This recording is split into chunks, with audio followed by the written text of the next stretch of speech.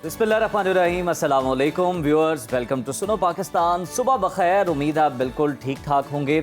नए हफ्ते और नए शो के साथ एक बार फिर हम आपके सामने मौजूद हैं। मैं हूं उज़ैर मलिक और प्रोग्राम में मेरा साथ देंगी।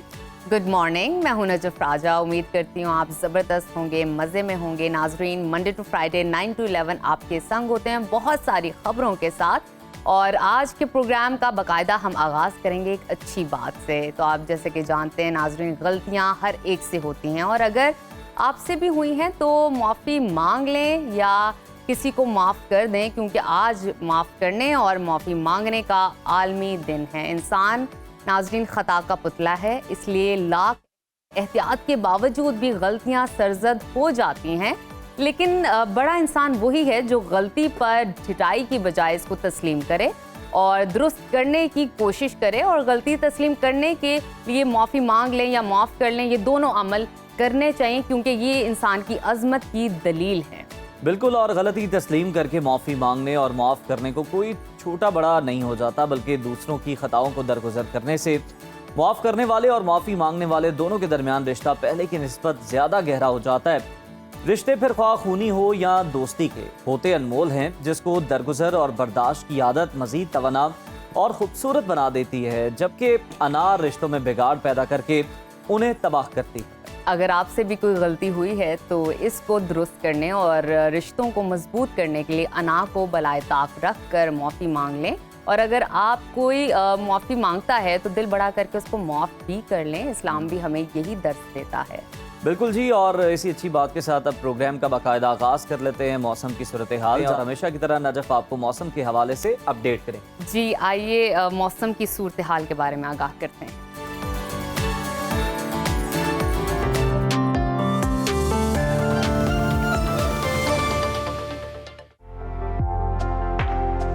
मुल्क के मुख्तलिफ इलाकों में बादलों का राज है। महकमा मौसमियात ने अगले 4 दिनों के लिए बारिशों का अलर्ट जारी कर दिया है। कुछ इलाकों में हल्की फुवार तो कहीं मूसलाधार बारिश की पेशगोई है। मुख्तलिफ शहरों में मौसम की क्या सूरत हाल है, आइए जानते हैं। सबसे पहले जिक्र करते हैं गिलगित बल्तिस्तान का,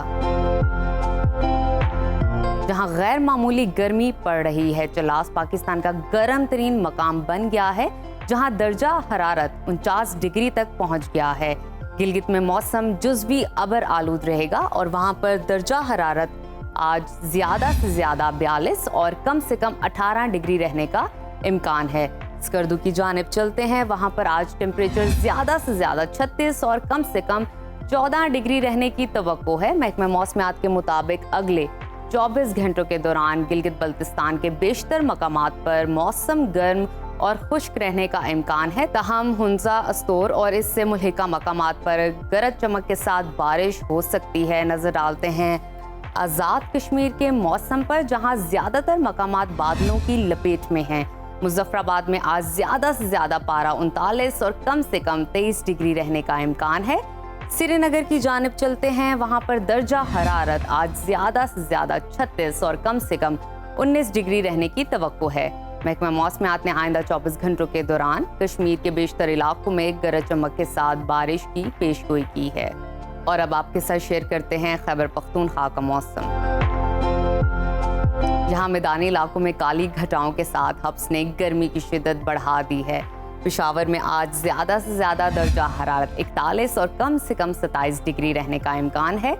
सवात की जानिब चलते हैं, जिसको पाकिस्तान का स्विट्ज़रलैंड कहा जाता है। वहाँ पर ज़्यादा से ज़्यादा पारा 32 और कम से कम 14 डिग्री रहने की तवक्को है।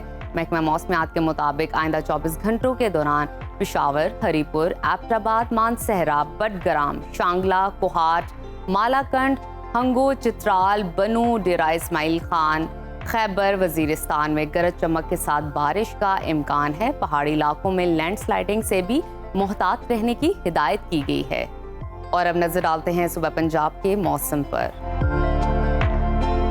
जहां बारिश के बाद हब्स में कमी आई है। लाहौर में चंद मकामात पर हल्की बारिश के बाद ज़्यादा से ज़्यादा दर्जा हरारत 37 और कम से कम 27 डिग्री रहने का इम्कान है। इस्लामाबाद की जानिब चलते हैं, वहाँ पर बादल खूब बरसे और ज़्यादा से ज़्यादा टेम्परेचर 37 और कम से कम 25 डिग्री रहने की तवक्को है। मुल्तान की तरफ नजर डालते हैं और वहाँ पर ज़्यादा से ज़्यादा पारा 42 और कम से कम 29 डिग्री रहेगा। महकमा मौसमियात ने आइंदा 24 घंटों के दौरान इस्लामाबाद और पंजाब के बेशतर अजला में गरज चमक के साथ बारिश की पेशगोई की है। शहरों के नशेबी इलाकों में अर्बन फ्लडिंग का खतरा जारी किया गया है। और अब रकबे के लिहाज से सबसे बड़े सूबे बलूचिस्तान की तरफ चलते हैं, जहां ज्यादातर मकामात पर मौसम गर्म और हब्स रहेगी और कोयटा का दर्जा हरारत आज ज्यादा से ज्यादा 39 और कम से कम 22 डिग्री रहने का इम्कान है। महकमा मौसमियात के मुताबिक आइंदा 24 घंटों के दौरान कोयटा, कल्लात, मस्तों, खुजदार, जियारत, बारखान, कोहलू, डेरा बुगटी, हारान, लसबेला और लोरालाई में गरज चमक के साथ बारिश का इम्कान है। और आखिर में हमेशा की तरह तस्करा करते हैं सुबह सिंध के मौसम का, जहां बेशतर अजला में मौसम गर्म और हब्स की कैफियत बरकरार रहेगी। शहर कायद कराची में आज ज़्यादा से ज़्यादा दर्जा हरारत 34 और कम से कम 29 डिग्री रहने का इम्कान है। हैदराबाद की जानिब चलते हैं, वहां पर पारा आज ज़्यादा से ज़्यादा 38 और कम से कम 28 डिग्री रहने की तवक्को है। महकमा मौसमियात के मुताबिक आइंदा 24 घंटों के दौरान कराची, हैदराबाद, थरपारकर, उमरकोट, मिट्टी, सांगर और खैरपुर, मीरपुर खास, दादू, साहली इलाकों में गरज चमक के साथ बारिश का इम्कान है।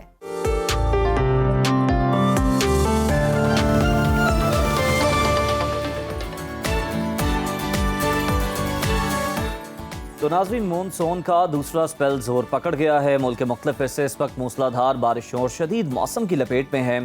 गुज़श्ता 24 घंटों के दौरान खैबर पख्तूनख्वा और पंजाब में बारिशों के बायस मुख्तलिफ हादसात में 7 अफराद जाँ बहक जबकि 7 अफराद जख्मी हुए हैं। नेशनल डिजास्टर अथॉरिटी ने 10 जुलाई तक मुल्क भर में शदीद बारिशों, नदी नालों में तुग़यानी और मुमकिना सैलाबी सूरत हाल का अलर्ट जारी कर दिया है।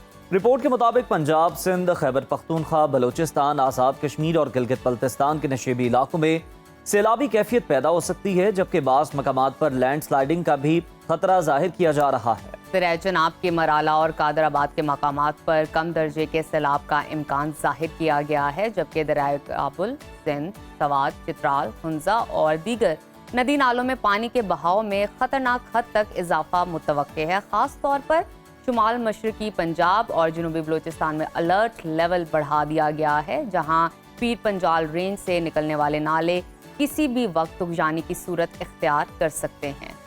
आइंदा कहाँ कहाँ बरखा रुत बरसने वाली है, किन इलाकों को यालाबारी, लैंड स्लाइडिंग या फिर शदीद तुग़यानी का सामना रहेगा और किन शहरों के वासियों को फौरी तौर पर एहतियात बरतने की ज़रूरत है, इसी पर बात कर लेते हैं। हमारे साथ मौजूद हैं chief meteorologist doctor Zaheer Ahmed Babar साहब। ज़हीर साहब, अस्सलाम वालेकुम, खुश आमदीद। सर, ये बताइएगा कि ये मौसमी स्पेल कब तक शिद्दत इख्तियार कर सकता है और किस दर्जे का खतरा दरपेश है आने वाले दिनों में? बिल्कुल, इस वक्त तो हम जो मानसून के एक्टिव फेज से गुजर रहे हैं और क्योंकि जुलाई और अगस्त जो है वो मैक्सिमम रेनफॉल्स के पीरियड होते हैं पाकिस्तान भर में, और इस वक्त हम जिस मानसून के फेज से गुजर रहे हैं उसमें कोई गुज़िश्ता रोज़ भी मुल्क के ज़्यादातर हिस्सों में मूसलाधार बारिश हुई है और आइंदा 2 रोज़ के दौरान भी मुल्क के ज़्यादातर हिस्सों, जिसमें पंजाब के ज़्यादातर हिस्से शामिल हैं, खुसूसन north eastern parts of Punjab, उनके अंदर खैबर पख्तूनख्वा के बलाई पहाड़ी इलाकों में, सिंध के कुछ हिस्सों में और बलूचिस्तान के जो पहाड़ी नदी नाले हैं इनके अंदर भी आइंदा 2 रोज़ के दौरान मूसलाधार बारिश का इम्कान है। मूसलाधार बारिश के बायस जो कि नदी नाले हैं उनमें फ्लोज जो है वो बढ़ जाएंगे और उसके साथ साथ लैंडस्लाइड्स के इम्कान भी जो कि पहाड़ी इलाके हैं उसके अंदर लैंडस्लाइड्स के भी इम्कान जो हैं वो बढ़ जाएंगे। तो आइंदा 2 से 3 रोज़ के दौरान हम मानसून के एक्टिव फेज से गुजर रहे होंगे। बिल्कुल ठीक। डॉक्टर साहब बताइएगा, NTMA की जानिब से अलर्ट जारी किया गया है कि आज और आइंदा 3 दिनों में शदीद बारिशें और सैलाबी सूरत हाल का सामना हो सकता है।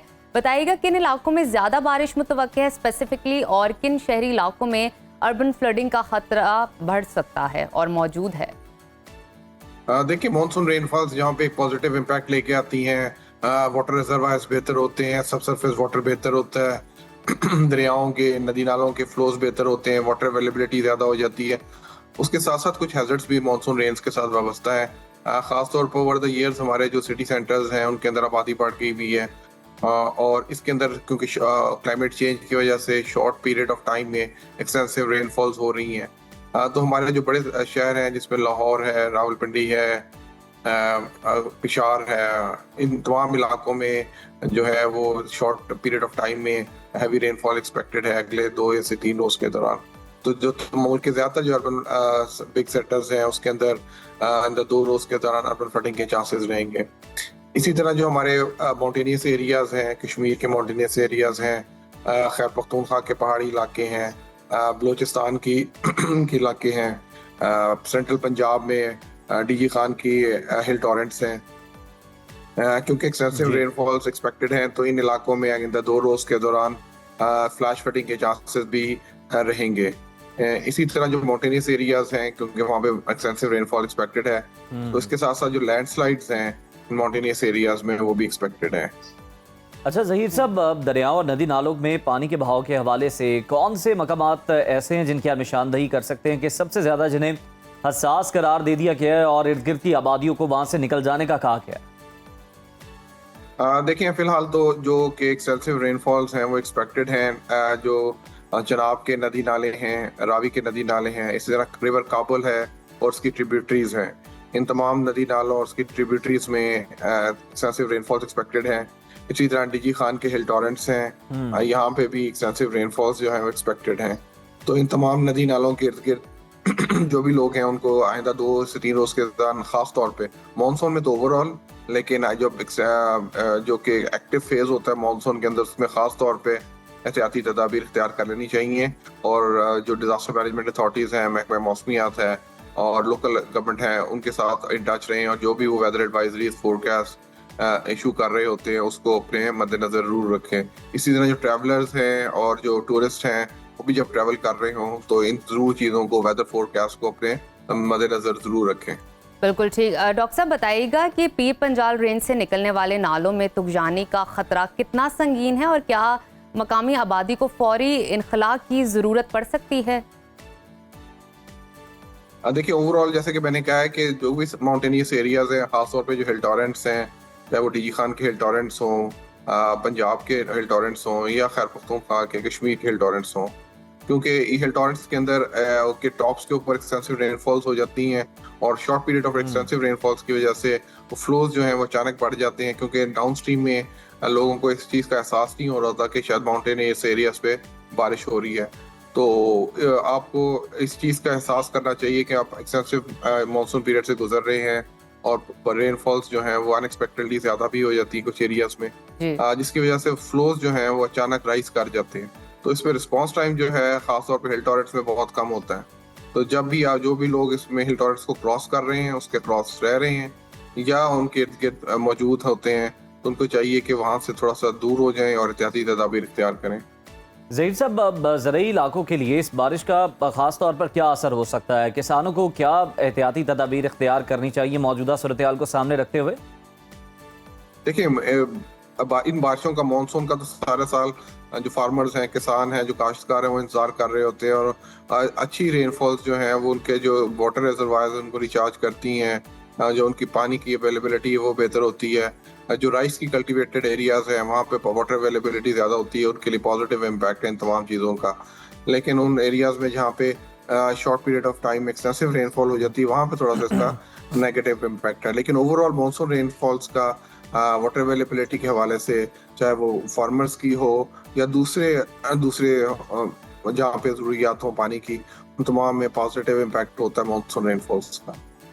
बिल्कुल ठीक है, बहुत शुक्रिया। डॉक्टर ज़हीर अहमद बाबर साहब हमारे साथ मौजूद थे और देखिए किन किन इलाकों में शदीद बारिशें जो हैं उनकी तवक्को की जा रही है और ऐसी सूरत हाल में आवाम के लिए ख़ास तौर पर यही हमारा मैसेज है, यही पैगाम है कि ख़ास तौर पर आप एहतियाती तदाबीर जो हैं वो इख्तियार करें, बिजली के खंभों से दूर रहें और ख़ास तौर पर ये जो बच्चे हम देख रहे होते हैं कि बारिश जब शदीद हो रही होती है तो नहाने के लिए बाहर निकल जाते हैं, तो हम देखते हैं कि बहुत ज़्यादा मैन होल जो हैं वो भी खुले होते हैं और बहुत ज़्यादा ख़तरा भी होता है। इसके अलावा जो लोग ट्रैवल करना चाह रहे हैं, टूरिस्ट हैं, और हम देख रहे हैं कि वो जाना चाह रहे हैं नॉर्दर्न एरियाज में, वो भी जाने से पहले वेदर अपडेट लाजमी देखें। जैसे कि हम जानते हैं कि समर वेकेशंस है, आप अपनी फैमिली के साथ ट्रैवल करना चाहते हैं, दैट्स कंप्लीटली फाइन, लेकिन हमारा डेली बेस पे आपको वेदर अपडेट देने का मकसद ही ये होता है कि आप पहले वेदर अपडेट्स देख लीजिए, क्या सूरत हाल चल रही है मौसम की, उसके अकॉर्डिंगली अपना प्लान कीजिए स्केड्यूल कि आपको कहाँ जाना है, कितने दिन के लिए जाना है, कब आपकी वापसी होगी? प्रॉपर अरेंजमेंट्स के साथ और प्लानिंग के साथ चलेंगे तो इस तरह के हर तरह के बल्कि हादसा से बच सकेंगे और हर तरह की अवेयरनेस से भी आपको आगाह करने की हम कोशिश करते हैं अपने प्रोग्राम में। तो नाजरीन, इसी के साथ लेते हैं एक छोटी सी ब्रेक। आपने कहीं नहीं जाना, देखते रहिए सुनो पाकिस्तान। प्रोग्राम में अब जिक्र कर लेते हैं कुछ मुल्की सियासत का। तो मखसूस नशस्तों पर फैसले के बाद सियासी उफक पर हलचल तेज हो गई है और मुल्की सियासी बिसात पर यकसर तब्दीली देखने में आ रही है। तहरीक इंसाफ यौम आशूर पर हमने देखा कि ये ऐलान किया गया कि यौम आशूर के बाद सड़कों पर आया जाएगा, उसके लिए हमारी तैयारी है और हुकूमत के खिलाफ मुल्कीर तहरीक चलाने के लिए हमने कमर कस ली है। मगर इस दौरान साबिक सेक्रेटरी इलेक्शन कमीशन कुंवर दिलशाद साहब ने यह दावा किया कि 27वीं आईनी तरमीम आ रही है और सदर तब्दील हो रहे हैं। इस खबर के बाद मुख्तलिफ सहाफ़ियों की जानिब से सदर आसिफ अली जरदारी और नवाज शरीफ के हवाले से दो बड़ी खबरें सामने आई हैं। सदर आसिफ अली जरदारी के हवाले से ये दावा किया जा रहा है कि उनकी सदारत खतरे में है, उन्हें ओहदे से हटाने के लिए काम शुरू हो गया है और कोशिश ये की जाएगी कि वो बीमारी की वजह से खुद ही ओहदा छोड़ दें। इसके साथ साथ आपको बताते हैं कि इसका रद्द अमल देते हुए वफाकी वजीर दाखिला मोहसिन नकवी ऐसी खबरों की सख्ती से तरदीद कर चुके हैं और उन्होंने कहा है कि पहली बार सियासी क़यादत और इस्टेब्लिशमेंट इकट्ठी हैं तो कुछ लोगों को तकलीफ होती है। जिन लोगों को तकलीफ हो रही है वो ऐसी बातें कर रहे हैं, सोशल मीडिया की खबरों पर ध्यान ना दें।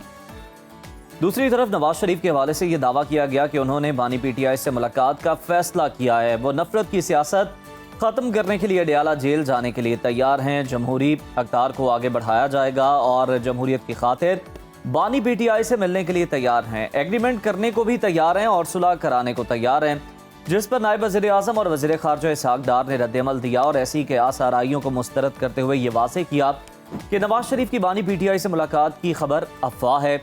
ये किसी की ख्वाहिश तो हो सकती है लेकिन हकीकत नहीं है। गो कि इन खबरों की तरदीद कर दी गई है, मगर सवाल पूछने वाले ये पूछ रहे हैं कि ये खबरें आखिर कहाँ से आईं और ऐसी खबरों के पीछे मुहरिकात आखिर हैं क्या। इसी तमाम तर सूरत हाल पर कर लेते हैं। हमारे साथ मौजूद है, मैं ज्वाइन किया मुस्लिम लीग नून के सीनियर रहनुमा अमीर मुकाम साहब ने। अमीर साहब, बहुत शुक्रिया आपके वक्त का। सर, सबसे पहले तो आपसे जानना चाहेंगे कि नवाज शरीफ साहब की बानी पीटीआई से मुलाकात के फैसले से इसहाक़ डार ने तरदीद कर दी ऐसी खबरों की।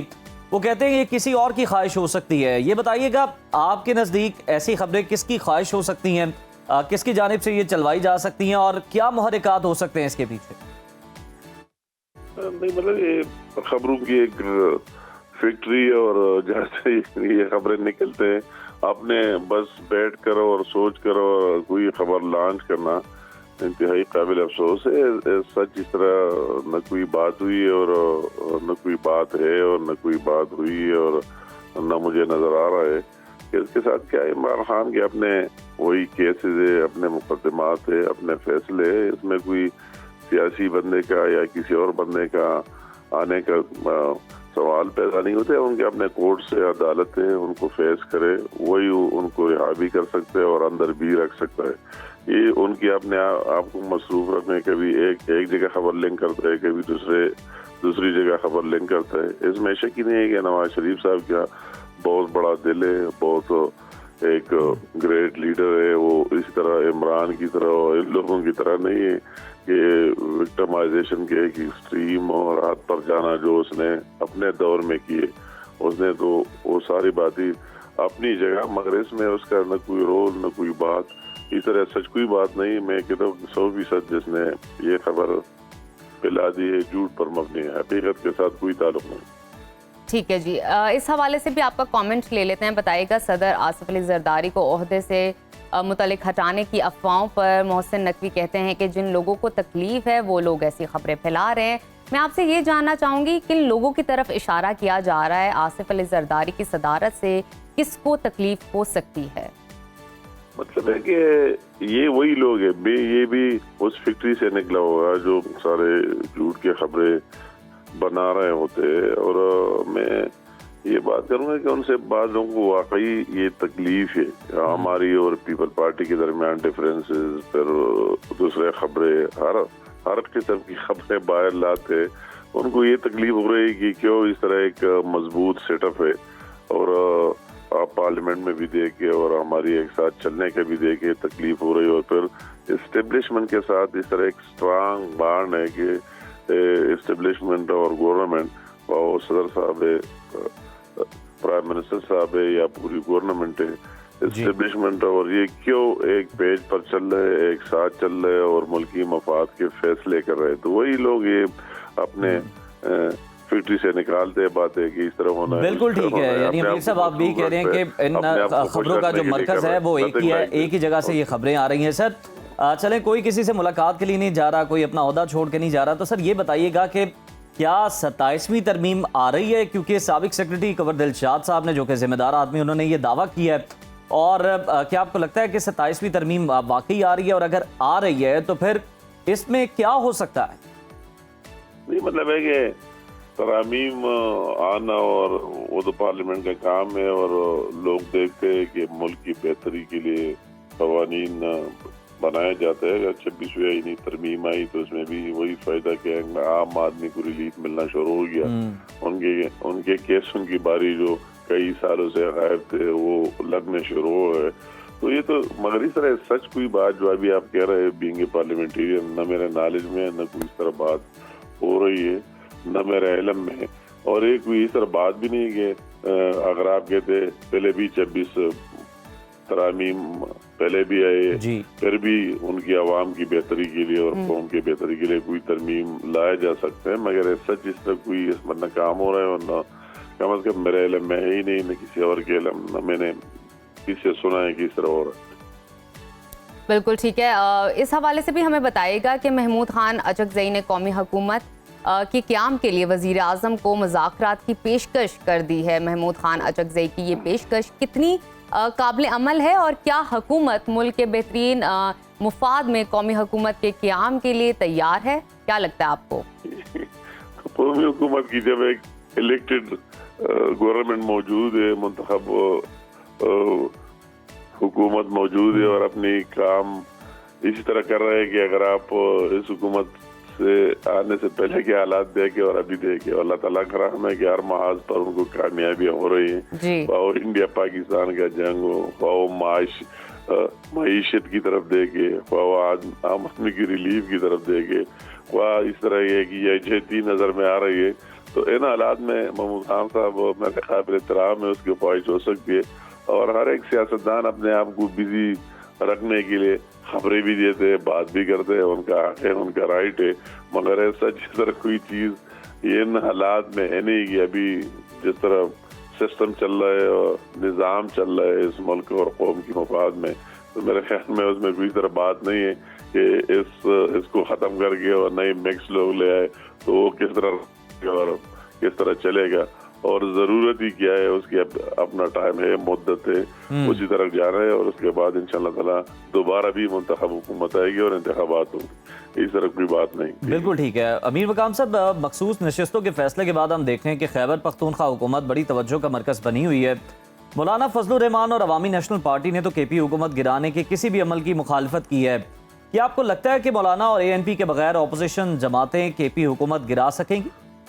ये सियासत में बयानात देना, आपने देखे सुबह को एक बयान होता है, शाम को दूसरा बयान होता है, इसमें कोई इस तरह बात नहीं है कि फलां बंदे ने बात की है, ये हरफ आखिर है और इस तरह चलेगा। तो सियासत में सब कुछ हो सकता है, वो टाइम और मौके की बात है, उसमें इस तरह पेशेंट गुया करने। अमीर मकाम साहब, खैबर पख्तूनख्वा में जब ये सेनेट का इलेक्शन आएगा उसके बाद फिर कोई वक्त आ सकता है तब्दीली का? क्या मैंने कहा जो सेनेट के इलेक्शन होने हैं खैबर पख्तूनख्वा में, उसके बाद कोई तब्दीली का हो सकता है? मैंने आपको कहता कि सब कुछ हो सकता है। आपने माजी में भी देखे और हमने भी देखे, हमारा भी एक्सपीरियंस रहा है कि सब कुछ हो सकता है। मतलब है कि वो मौके और माहौल को देखते हुए और सूबे के मफादात को देखते हुए और उसकी बेहतरी को देखते हुए, अभी तो वही कोई एक पार्टी है ही नहीं, वो तो सारे आजाद डिक्लेयर हुए, हर एक बनने का अपना इख्तियार है और अपनी मर्जी, और पहले से भी उनके कई ग्रुप्स पहले से भी बने हुए जो आप देख रहे, उसकी स्पीकर का एक रही, उनके वज़रा का दूसरा रही, उनकी चीफ मिनिस्टर का तीसरा रही, उनके पार्लियामेंटेरियन की चौथे रही। तो इन हालात में सारे देख कर इसमें हर एक चीज मुमकिन है। ये बात आपने खारिज इम्कान कोई बात न कहे, ये बात हो सकती है, ये नहीं हो सकती, ये मौके और माहौल की बात है। जब मौके और हालात को देखकर हर एक चीज हो सकता है टाइम और मौके के साथ। बिल्कुल ठीक है अमीर मकाम साहब, आपके कहने के मुताबिक ये सियासत में बयानात बदलते रहते हैं। गंडापुर ने भी हुकूमत गिराने के चैलेंज पर गवर्नर खैबर पख्तूनख्वा कहते हैं कि नंबर पूरे होने पर तहरीक अदम एतमाद लाई जाएगी। अगर केपी में अपोजिशन जमातें अदम एतमाद की तहरीक लाती हैं तो आपको क्या लगता है, क्या नून लीग इसका हिस्सा बनेगी? मतलब मैंने आपको कहा, मैं ये बात करता हूँ कि अभी इसी पर इस तरह कोई वर्किंग इस तरह चीज कोई हुई नहीं है, मगर मैंने आपको कह दिया कि इन हालात में देखकर अगर वही जो अपने आप को पीटीआई कहते हैं और उनमें एक सुई हो और एक साथ हो, तो हम अपोजिशन चाहे भी तो उनमें कोई चेंज तो ला ही नहीं सकता है, क्योंकि अगर हमारे 54-5 हो गए, वो तो 80-90 होंगे, तो किस तरह चेंज होगा? तो ये बात, मगर जो उनकी हालात हम देख रहे हैं वो तो आप हमारी बात करते हैं, मेरे ख्याल हमारे करने से पहले वो खुद भी गिर सकती है, इसलिए मैं आपको कहता हूँ कि हर एक काम मौके महल के अमीर साहब खुद से कैसे मतलब गिर सकती हैं? जरा थोड़ा सा बाखबर सियासतदान है, थोड़ा बता दें हमें, रोशनी डालिए। खुद से कैसे गिर सकती है गवर्नमेंट? खुद से मतलब इसी तरह गिर सकती है कि वो तो आपस में एक साथ है ही नहीं जी, उन तो आपस में यकसू है ही नहीं, मतलब है आप देख रहे हैं कि एक पेज पर है ही नहीं, उसमें कई ग्रुप्स है, कई तकसीम है, एक दूसरे के साथ जाने के लिए तैयार ही नहीं है। तो है ना, हालात में देखकर इन हालात में सब कुछ हो सकता है, ठीक है। और इस स्पेसिफिक बात नहीं कि ये होगा वो होगा, वक्त और मौके के मुताबिक सब कुछ हो सकता है, ठीक। अच्छा अमीर मकाम साहब, लास्टली जरा ये कमेंट कर दीजिएगा कि खैबर पख्तूनख्वा में जिस तरह से हम देख रहे हैं कि अमन अमान की जो भी सूरत हाल है, क्या आपको लगता है जो केपी के अंदर ऑपोजिशन है उसके लिए ये सही टाइम है कि वो जनाब हुकूमत के खिलाफ कोई तहरीक अदम एतमाद लाए और हुकूमत में आने की कोशिश करे? क्या ये आइडियल टाइम है अमन अमान की सूरत हाल के पेश नज़र? ये आपको नहीं कहता हूँ, फिलहाल आपने कह दिया है, इस तरह कोई बात नहीं है, मगर ये ऑप्शन खारिज इम्कान नहीं है सूबे और उसकी मफाद को देखते हुए। सच अभी कोई इस तरह न बात हुई है और न इस पर हम आगे चले, मगर इस तरह उनके अपने अंदर भी कई लोग हैं कि वो फील कर रहे हैं कि चेंज जरूरी है और तब्दीली आनी चाहिए, सूबे के मफादात को मद्देनजर रखते हुए, सूबे में लॉ एंड ऑर्डर की सूरत हाल को मद्देनजर रखते हुए उनके अंदर भी इस तरह आवाजें उठ रहे हैं। तो इस सियासत में शॉर्टकट बात है, इतनी तफसीली कोई बात वक्त की बात है। मैंने आपको कह दिया कि टाइम की बात है। आप पीडीएम की गवर्नमेंट देंगे, कभी हमने सोचा था कि इमरान निकलेगा और रिजाइन और ये और दूसरी चीजें ये आएगी, फिर वही दूसरे गवर्नमेंट देंगे? तो ये सब कुछ हो सकता है वक्त के साथ और टाइम के साथ। पाकिस्तान में कोई चीज जो हमने सियासत में देखा है खारिज इम्कान नहीं। आप ये भी नहीं कह सकते ये काम नहीं होने वाला है और ये भी नहीं कह सकते कि ये काम जरूर होगा। ये टाइम की बात है। बिल्कुल, ये आने वाला वक्त ही बता देगा। बहुत शुक्रिया अमीर मकाम साहब, सीनियर रहनुमा मुस्लिम लीग नून मौजूद थे और वो ये बता रहे थे कि खैबर पख्तूनख्वा की हद तक जो तब्दीली है वो खारिज से इम्कान नहीं है। तब्दीली हो सकती है लेकिन अभी इसकी ज़रूरत महसूस नहीं की जा रही है। आने वाला वक्त ही बताएगा कि सूबे के बेहतरीन मफाद में क्या है, उस सूरत हाल के पेश नज़र कोई भी फैसला लिया जा सकेगा। और इसी के साथ लेते हैं एक छोटी सी ब्रेक। आपने कहीं नहीं जाना, देखते रहिए सुनो Pakistan. Welcome back viewers. Gillu, bond, petrol और थिनर, ये नाम किसी भी आम शख्स के लिए सिर्फ एक केमिकल हो सकते हैं, मगर अफसोस के साथ आज यही नाम हमारे मुल्क में कई बच्चों और नौजवानों के लिए नशा बन चुके हैं। एक ऐसा नशा जो ना सिर्फ जिस्म को तबाह करता है बल्कि दिमाग को भी मफलूज कर देता। यूएन की एक रिपोर्ट के मुताबिक पाकिस्तान में नशे करने वाले अफराद की तादाद 1 करोड़ से तजावज़ कर चुकी है, जिनमें से 7 लाख के करीब कम उम्र बच्चे और नौजवान सिर्फ थिनर, ग्लू और मुख्तलिफ फ्यूल्स के नशे में मुब्तला है। बदकिस्मती से ये नशे आम दुकानों पर बाआसानी दस्तयाब है और माशरे की बेहिसी इसी मज़ीद ख़तरनाक बनाती जा रही है। इसी अहम और तशवीशनाक मसले पर बात करने के लिए हमारे साथ मौजूद हैं मारूफ साइकियाट्रिस्ट डॉक्टर उसामा बिन जुबैर साहब। डॉक्टर साहब, वेलकम टू सुनो पाकिस्तान। सबसे पहले तो हमें ये बताइएगा कि ग्लू, बॉन्ड, पेट्रोल या थिनर जैसे केमिकल हमारे जिस्म और दिमाग पर किस तरह असरअंदाज होते हैं और ये नशे की सूरत कैसे और क्यों कर इख्तियार कर लेते हैं? जी थैंक यू सो मच इतने इम्पॉर्टेंट टॉपिक को आज डिस्कस करने के लिए। एक तो जो आपने जिस तरह बताया ना कि बहुत कॉमन है और इनका रूट बड़ा स्ट्रेट है कि ये इनहेल होते हैं तो सीधा ब्लड से ब्रेन में जाते हैं और ब्रेन को डैमेज करते हैं। और इनके एक बहुत वैरायटी ऑफ एक्शंस है जो ये दिमाग पे और जिस्म पे करते हैं, जिसमें से सडन डेथ एक बहुत बड़ा साइड इफ़ेक्ट है। लास्ट वीक ही मेरा अपना एक पेशेंट जिसको मैं अभी एडमिट करने के प्रोसेस में ही था और he was sitting in the waiting room, he died. और पता ये लगा कि उसने बहुत हैवी अमाउंट में, उसके बाकायदा नाक के पास, लिप्स के पास वो टॉवल्स के निशान थे जिसके ज़रिए वो इनहेल करता था। और घर वालों को कोई आइडिया नहीं था। दे सेड कि जी हमें नहीं पता, ये दुकानों से इतनी ढेर सारी चीज़ें लाता है। इवन घर में जो वाइफ का नेल पॉलिश रिमूवर होता है जी, वो यूज़ करता है। सो अब एक तो सडन डेथ इसका कॉज है, फिर ये स्लो डाउन करता है, ब्रेन को खाना शुरू कर देता है, मेमोरी प्रॉब्लम्स आती हैं, आपको चलने में प्रॉब्लम्स आती हैं, एक पूरी आपकी लाइफ है जो डिस्टर्ब फिर होना शुरू हो जाती है और जिसमें बहुत ज़्यादा जल्दी आपको फिज़िकल और ब्रेन डैमेज आता है बाकी नशों की निस्बत। अच्छा डॉक्टर साहब, इन वजूहात के बारे में बताइएगा जिनकी वजह से बच्चे या नौजवान इस खतरनाक नशे में मुब्तला हो जाते हैं। क्या ये सिर्फ गुर्बत का मसला है या इसके पीछे और भी पहलू हैं और भी अनासर हैं? अच्छा, ऐसे नहीं है। जब आज से 10 साल पहले मैंने साइकाइट्री की ट्रेनिंग शुरू की तो उस वक्त हमारा ये ख्याल था कि वर्कशॉप्स में जो बच्चे काम करते हैं उनको ये सॉल्वेंट्स, इनको कहते हैं सॉल्वेंट्स की ईजी एक्सेसिबिलिटी है, या स्मद बॉन्ड घर में पड़ी होती है जो घरों में बच्चे छोटे काम करते हैं, आपके हाउस हेल्प होते हैं, वो यूज़ कर लेते हैं। पेट्रोल पंपों पे लोग काम करते हैं, पेंट वालों ने अपने साथ जो बच्चे या नौजवान रखे होते हैं वो यूज़ करते हैं। लेकिन अब अपनी प्रैक्टिस में मैं बहुत अपर क्लास को भी देखता हूँ। देखिए, नेल पॉलिश रिमूवर उसी घर में होगा जहाँ खातून नेल पॉलिश लगाती होगी। जो आपके बॉडी स्प्रेज हैं, डिओड्रेंट्स हैं, हीलियम कंटेनिंग एलिमेंट्स हैं, ये वार्निश वाली चीज़ें हैं, पेंट वाली चीज़ें हैं। क्योंकि इजी एक्सेसिबिलिटी है, आपके बेड साइड पे आपका डिओड्रेंट पड़ा हुआ है, आपकी विप्ड क्रीम आपकी फ्रिज में लाके अम्मी ने रखी हुई है स्वीट डिश बनाने के लिए। तो ये छोटी छोटी चीज़ों से अब हर लेवल पे चूँकि एक्सेसिबिलिटी है तो हर क्लास के लोग आ रहे हैं। कॉजेज़ की आपने बात की तो वो इजी टेंशन्स हैं, पढ़ाइयाँ हैं, कंपटीशन है, एक तो इंडिविजुअल कॉजेज़ हैं। लेकिन जो इजी अवेलेबिलिटी है और पेरेंट्स और बच्चों का गैप है कि एक घर में रहते हुए माँ बाप को पता नहीं है कि जो बच्चा उनका 12, 13, 14, 15 साल का है उसकी क्या एक्टिविटीज़ हैं। दोनों पेरेंट्स काम करते हैं, घर में एक मेड है या चाचा है जो 8-10 साल के बच्चों पे तो नज़र रख सकता है, उससे ऊपर के बच्चों पे नहीं रख सकता। और वो अपने ही कमरे में अपने बॉडी स्प्रे से क्या कर रहा है, माँ के नेल पॉलिश रिमूवर से क्या कर रहा है, थिनर से क्या कर रहा है, स्मद बॉन्ड से क्या कर रहा है, घर वालों को पता नहीं है। अच्छा डॉक्टर साहब, इन नशावर केमिकल्स की लत में मुब्तला बच्चों के रवैये और आदत में सबसे पहले कौन सी तब्दीलियां नजर आती हैं? जिस तरह से भी आप भी बात कर रहे हैं कि जो पेरेंट्स हैं बल्कि जो मुलाजमीन हैं वो भी नाकाम होते हैं ये सूरत हाल को समझने में। कौन सी अलामात ऐसी हैं जिस पर फौरी तवज्जो देने की ज़रूरत है? देखिए, कुछ साइंस और सिम्टम्स जो है ना वो बड़े अलार्मिंग है। जैसे मैंने आपको बताया, जो मेरा पेशेंट था उसके यहाँ पे इर्द गिर्द पूरे मार्क्स मौजूद थे।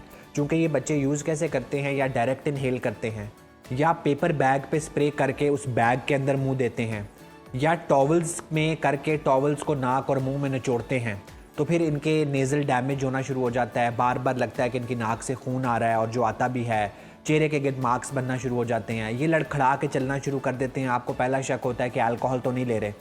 इनकी स्पीच स्लर हो जाती है, एकदम बच्चे स्लो हो जाते हैं। स्कूल से एक दिन आपको फ़ोन आता है कि जी आपका बच्चा तो स्कूल आ ही नहीं रहा, जबकि आप उसको रोज़ सुबह तैयार करके भेज रहे होते हैं। वो आपके दरमियान बैठना छोड़ देगा। पहले बहुत टॉकेटिव था, बहुत बातचीत करता था, क्रिकेट मैच डिस्कस करता था, मूवीज़ डिस्कस करता था, पढ़ाई डिस्कस करता था। अब वो बात ही नहीं करता, क्योंकि इनिशियली ये सॉल्वेंट्स जो हैं, इनहेलेंट्स हैं, इनको लोग लेते हैं हाई होने के लिए, लेकिन ये होते हैं दिमाग को डिप्रेस करने के लिए। तो ये CNS, central nervous system depressant होते हैं, ये बच्चे को बिल्कुल डाउन डाउन डाउन डाउन करते जाते हैं। अच्छा डॉक्टर साहब, इस नशे का इलाज किस तरह मुमकिन है और बतौर माहिर नफ्सियात आप इस तरह के केसेस को किस तरह डील करते हैं? आपका डीलिंग पैटर्न क्या है? देखिए, सबसे पहले तो अगर आप प्रिवेंशन पे जाएं ना, अब आप ये समझ लें कि जिस तरफ हमारी सोसाइटी या ओवरऑल एक वर्ल्ड ऑर्डर जा रहा है, हर अवेलेबल चीज़ का नशाब हो सकता है। ठीक है। सो जो भी कंपाउंड घर में मौजूद है, चाहे वो स्मद बॉन्ड है, चाहे वो पॉलिश की डिब्बी है, चाहे वो बॉडी स्प्रेज हैं, आपका बच्चा रोज़ एक बॉडी स्प्रे खाली कर रहा है। परेशान तो फिर आपको होना चाहिए कि रोज़ तो एक बॉडी स्प्रे की बोतल खाली नहीं हो सकती ना। सो उन चीज़ों को आपने मद्देनज़र रखना है, ध्यान रखना है। दूसरा ये है कि लॉन्ग टर्म आपने जो है अपने बच्चों के साथ एक अच्छा एक बॉन्ड बनाएं। मेरे पास जब आते हैं ना तो सबसे पहले नॉन जजमेंटल अप्रोच। मैं उनको नशे ही नहीं समझता, मैं उन पर कॉमेंट्स पास नहीं करता।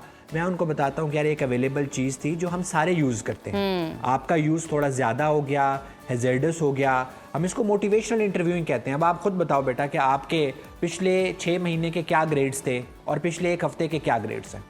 आपसे बात नहीं हो रही है। फिर वो मुझे पता लगता है पेरेंट्स सिर्फ लाते हैं एक बॉडी स्प्रे की बोतल या एक स्मद बॉन्ड की शीशी।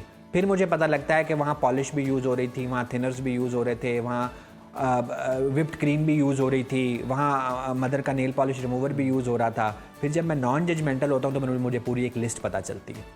और बहुत सारे जो जीपीज़ और डॉक्टर्स हैं उनसे मेरी दरख्वास्त है कि अगर वो ऐसा बच्चा देखें जो पेरेंट्स को नहीं बता रहा और उनको आके बताता है, तो उसके मेडिकल के सारे टेस्ट ज़रूर कराएं। उसकी ईसीजी फ़ौरन करवाएं, उसके ब्लड टेस्ट कराएं। अगर आपको वो स्लो लगता है, उसकी स्पीच स्ला रहा है, तो उसका फ़ौरन एक सीटी स्कैन कराएं। क्योंकि जिस तरह मैंने जहाँ से स्टार्ट किया था ना कि जो इनहेलेंट्स और सॉल्वेंट्स हैं ये जान के लिए ख़तरनाक है, मेंटल हेल्थ तो फिर थोड़ा बाद में आती है। सो ये डॉक्टर्स की भी अवेयरनेस के लिए है कि वो इन बच्चों के बेसलाइन टेस्ट करा के फिर साइकाइट्रिस्ट के पास भेजें, ताकि अगर कोई मेडिकल इमरजेंसी इमर्ज हो रही है तो वो फ़ौरन उसका इलाज हो जाए। बिल्कुल ठीक है, बहुत शुक्रिया डॉक्टर उसामा बिन ज़ुबैर साहब। बड़ी अहम बात आपने की लास्ट में कि जो डॉक्टर्स हैं उनको भी प्रॉपर टेस्ट करवा के जो है इसको रेफ़र करना चाहिए ऐसे केसेस को। और ख़ास तौर पर जो है वालिदैन को बहुत ज़्यादा तवज्जो देने की ज़रूरत है बच्चों पर कि वो इस तरह का केमिकल वो कोई इनहेल तो नहीं कर रहे, इस तरह की चीज़ इस्तेमाल तो नहीं कर रहे। तो इसमें आपकी तवज्जो की बहुत ज़्यादा ज़रूरत है अगर आप अपनी आने वाली नस्ल को, अपने बच्चों को इस तरह की लत से, इस तरह के नशों से बचाना चाहते हैं। प्रोग्राम के सिलसिले को आगे बढ़ाते हैं, बात कर लेते हैं कराची के इलाके लियारी बगदादी में पेश आने वाले अफसोसनाक वाक़े के हवाले से, जिसमें एक रिहायशी इमारत गिरने से मलबे तले दबकर 3 बच्चों और 9 खवातीन समेत 27 अफराद जान की बाजी हार गए। रेस्क्यू ज़राए के मुताबिक तमाम जांबाग अफराद की लाशें निकाल ली गई हैं। 11 जख्मियों में से 10 को तिब्बी इमदाद के बाद अस्पताल से फारिग कर दिया गया, जबकि एक मरीज अब भी अस्पताल में ज़ेरे इलाज। कराची में ये अपनी तर्ज का पहला वाक़या नहीं है। नाकिस तामीरात, करप्शन और इदारों की मुजरिमाना खामोशी के बायस ऐसे वाक़यात में हर गुजरते दिन के साथ इजाफा होता जा रहा है। वज़ीर आला सिंध मुराद अली शाह ने लियारी वाक़े का नोटिस लेते हुए ज़िम्मेदारों के खिलाफ कार्रवाई की यकीन दहानी कराई है, जबकि लियारी में मुंतखब MNA नबील गबोल ने सिंध बिल्डिंग अथॉरिटी पर इल्ज़ाम आयद करते हुए इसे कातिल इदारा करार दिया है। इसी तमाम तर सूरत हाल पर बात करने के लिए हमारे साथ मौजूद हैं कराची से हमारे नुमाइंदे जुनेद शाह। जुनेद, सबसे पहले तो इस वाक़े की हमें लेटेस्ट अपडेट्स फराहम करें और हमारे नाजरीन को बताएं क्या रेस्क्यू ऑपरेशन मुकम्मल किया है और मलबा जो है वो मुकम्मल तौर पर हटा लिया गया है यहाँ से। जी बिल्कुल, देखिए लियारी में अफसोसनाक वाक़या जो कि बगदादी के इलाके में पेश आया था, रेस्क्यू का काम जो है वो मुकम्मल कर लिया गया। इस साने में 27 अफराद जो है वो जाबाक हुए, जबकि 9 से ज़ायद जो है वो अफराद ज़ख्मी हुए। रेस्क्यू की टीमें जो है वो 50 घंटों तक जो है वो बिला तात्कुल जो है वो रेस्क्यू का काम जारी रखा। ताहम अब जो है वो रेस्क्यू का काम मुकम्मल कर लिया गया है, मलबा जो है वो हटा दिया गया है और जो ज़ख्मी थे और जो लाशें थी उन्हें निकाल लिया गया है। बात की जाए मखदूश इमारतों की तो खाली लियारी के ही इलाके में 122 मखदूश इमारतें करार दी गई हैं, जबकि इस वक्त भी जो है वो आगरा ताज कॉलोनी में एक मखदूश इमारत को गुज़िश्ता रोज़ सील किया गया था और उसको खाली करा लिया गया है। ताहम जो अब तक हमें जो इत्तलात मिली है कि आगरा ताज कॉलोनी में वाक़े अरहा आर्केड को जो है वो गिराने का सिलसिला जो है वो अब से कुछ देर बाद शुरू किया जाएगा।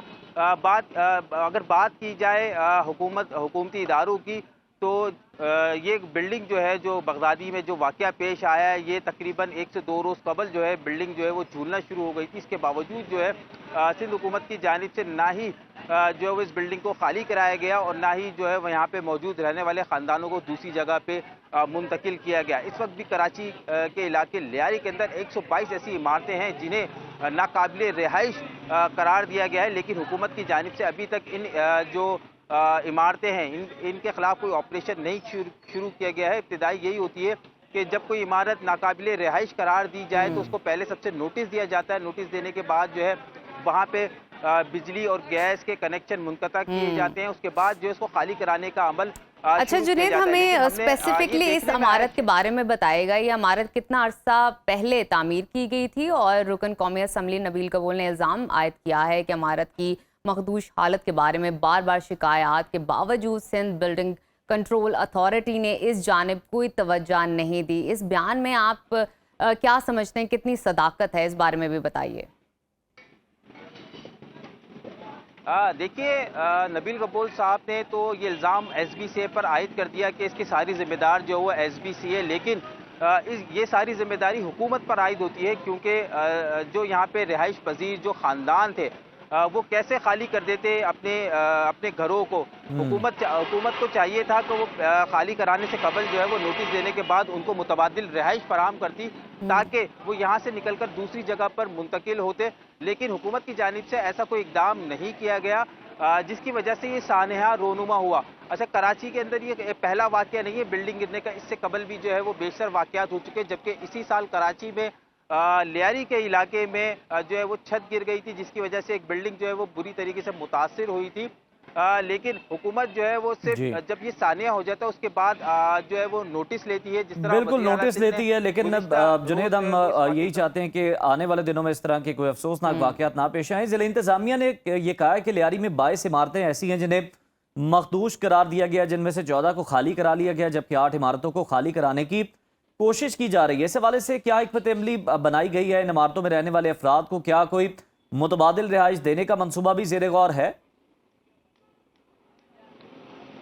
देखिए, जो हमारी इतलात हैं उसके मुताबिक तो जो अब तक जो लियारी की मखदूश इमारतें हैं जो नाकाबिल रिहाइश हैं, उस हवाले से जो वो नोटिस जो है वो जारी कर दिए गए हैं। इब्तिदाई मरहला ये होता है कि उन इमारतों में नोटिस जारी किए जाते हैं जो मखदूश इमारतें होने के बाद वहाँ के जो कनेक्शन होते हैं बिजली के, गैस के और पानी के, वो मुनक़ता किए जाते हैं, फिर उसको खाली कराने का अमल जो है वो किया जाता है। ताहम हुकूमत की जानिब से अभी तक कोई मुतबादिल जगह फराहम नहीं की गई है जो इमारतें मखदूश करार दी गई हैं उनके रहने वालों के लिए।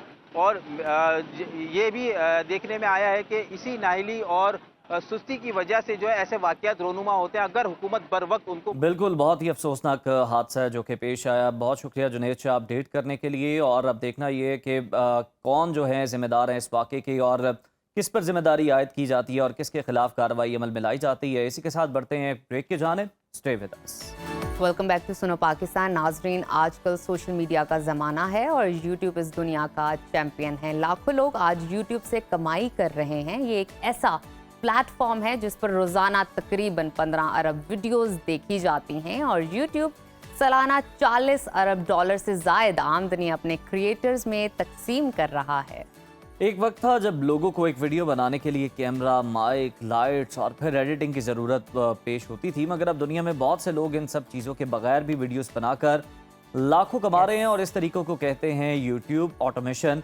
आज के सेगमेंट में हम यही जानेंगे कि यूट्यूब ऑटोमेशन है क्या, कैसे काम करती है और इसके ज़रिए पैसे किस तरह कमाए जा सकते हैं और इस फील्ड में कदम रखने के लिए किन बातों का खास ख्याल रखना ज़रूरी है। इन तमाम बातों पर डिस्कशन कर लेते हैं। हमारे साथ मौजूद हैं YouTube automation expert Saif Khan Khattak. Saif, welcome to Suno Pakistan. हमें ये बताएं कि यूट्यूब ऑटोमेशन क्या होता है और ये दूसरे यूट्यूब चैनल से कैसे और किस तरह मुख्तलिफ है। Okay, thank you. सबसे पहले यूट्यूब ऑटोमेशन जो है ये एक नया तरीका है कंटेंट बनाने का, यूट्यूब पे काम करने का।